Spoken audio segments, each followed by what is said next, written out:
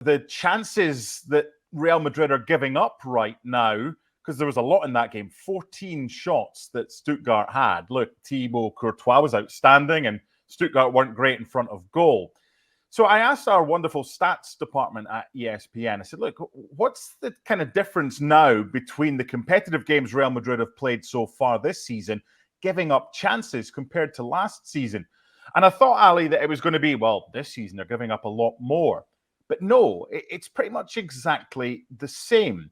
Teams are getting chances against them, but they're just not scoring. So from your eyes, from what you've seen compared to last season, bearing in mind the Stuttgart 14 chances yesterday, what's the difference between Real Madrid at the back and Real Madrid at the back last season? Right. So I think when you think of Real Madrid as compare and contrasting to going back to last season, while they were given opportunities, at the very least, what you saw from them was structure. You don't really see that from Real Madrid this season. And that's the part that I think is concerning, that they are far too stretched.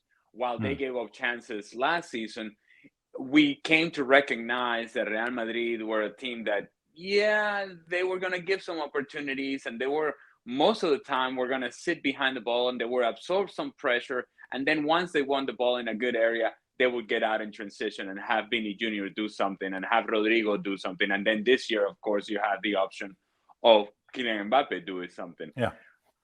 There isn't that kind of commitment just yet from Real Madrid to just sit behind the ball and be a transition team. I think they're trying to find a way in which they still are able to dictate the pace of the game, they control the pace of the game, haven't been able to do that just yet. And when you have teams like Stuttgart that can match the possession of Real Madrid, as Stuttgart did yesterday, then you're going to give opportunities. And because your structure is not all that well organized defensively, there are going to be a lot of spaces. And had Stuttgart been better in front of goal, we'd be talking about a different scoreline.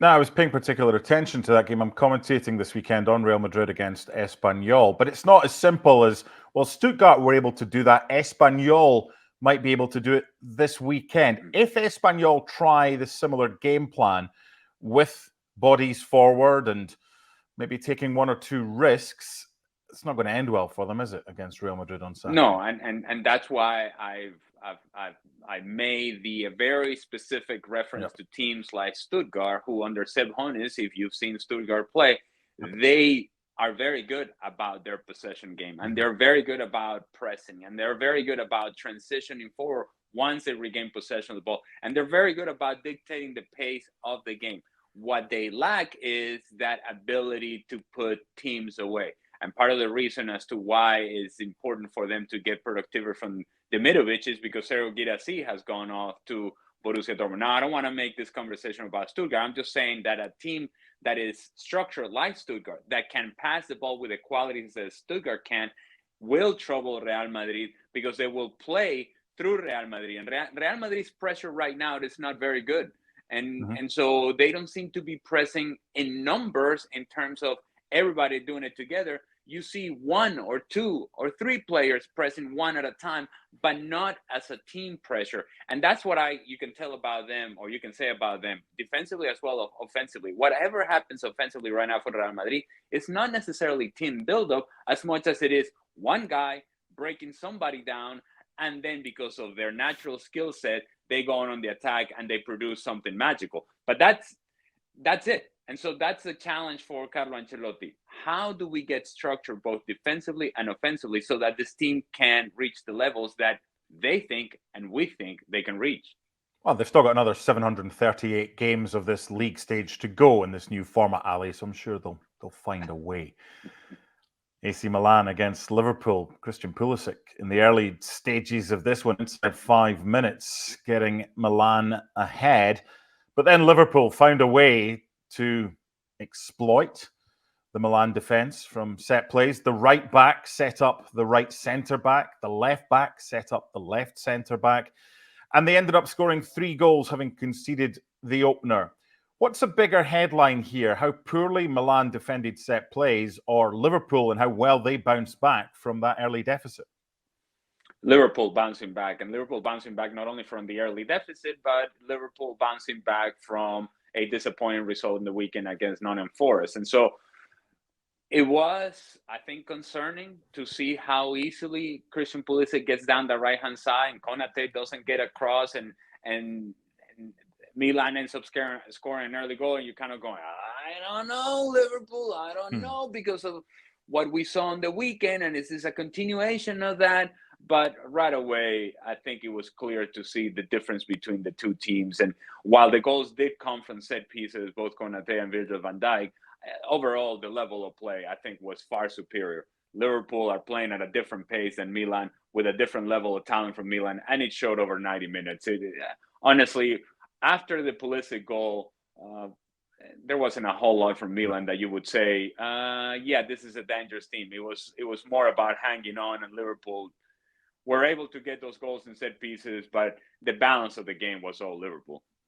I don't know about you. My main focus yesterday was Real Madrid against Stuttgart. I had on the laptop, I had the Milan against Liverpool game. So I'm checking the scores elsewhere, and you see it's 3-0 Bayern. Then you see it's 3-2. So you're like, okay, that's interesting. And then you switch on later, and it's 9-2. And you wonder what on earth went on. Harry Kane getting 3 penalties, put them all to the same side, which I thought was kind of funky. Overall, excellent Bayern Munich. Vincent Kompany came in for a bit of stick. He didn't deserve it, did he? I mean, his halftime speech was not inspirational. I'll say that much. This team was all comfortable 3-0, and it's symptomatic of things that we have seen from Bayern Munich in the past, going back to Thomas Tuchel, that they look really good for periods of time, and then something happens in which it's like they flip a switch, and it's not a good switch.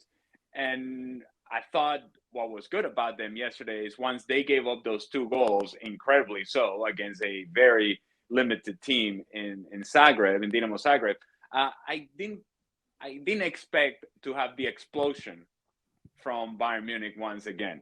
I figured that they would go on to win the game, but to go on and get to 9 goals, that's a different type of explosion. And in years past, and what we have seen from this version of Bayern Munich is that when they get in these stressful moments, they have difficulty seeing out games. And it got stressful at 3-2, but that stress didn't last long. Once they got the 4 became 9 real quick, and it really showed the difference again. And there should be a difference. There should be a difference between Bayern Munich and Zagreb, and certainly there was. And it was clear, not only in the scoreline, but in the level of performance, once Bayern Munich got interested in the game once again. They got interested. That translated into goals. Goals translated into humiliation. 9-2. Good night. See you guys later. Indeed. Now, the last game I want to talk about before we get on to having a look at La Liga's opening few rounds of the season is Juventus. It was a comfortable win over PSV, 3-1. PSV scoring 1 late on to put a little bit of a better gloss on the scoreline. But Weston McKennie, it was a kind of 4-3-3 they played yesterday. He's got the ability to get forward. He got one of Juve's 3 goals. That's now 5 in the Champions League for him, 4 behind the top American Champions League goalscorer Christian Pulisic. What do you like about the role that he's been given this season by Juve, Ali? I'll tell you what I would like from Weston McKennie. I need Weston McKennie to be at his very best physically. Okay. Optimum physical shape. The United States are going to need that. Pochettino is going to demand that. And Juventus would love to have that as well. And when he has that going, his game changes, because now he is then a presence in the defensive half, but just as importantly, a presence in the attacking half. And that's why he's scoring goals, because he can cover the ground. Look, it was well reported during Copa America that you look at the guy and you kind of go, that's not the best shape I've ever seen. That guy could be in better shape. Now, it may be speculation on my part, but from having observed players for the better part of my life, I know who's in shape and who's not. And I didn't see Weston McKennie in Copa America being at his best. The United States will need him at his best, and in order for him to be at his best, he has to be in optimal physical shape.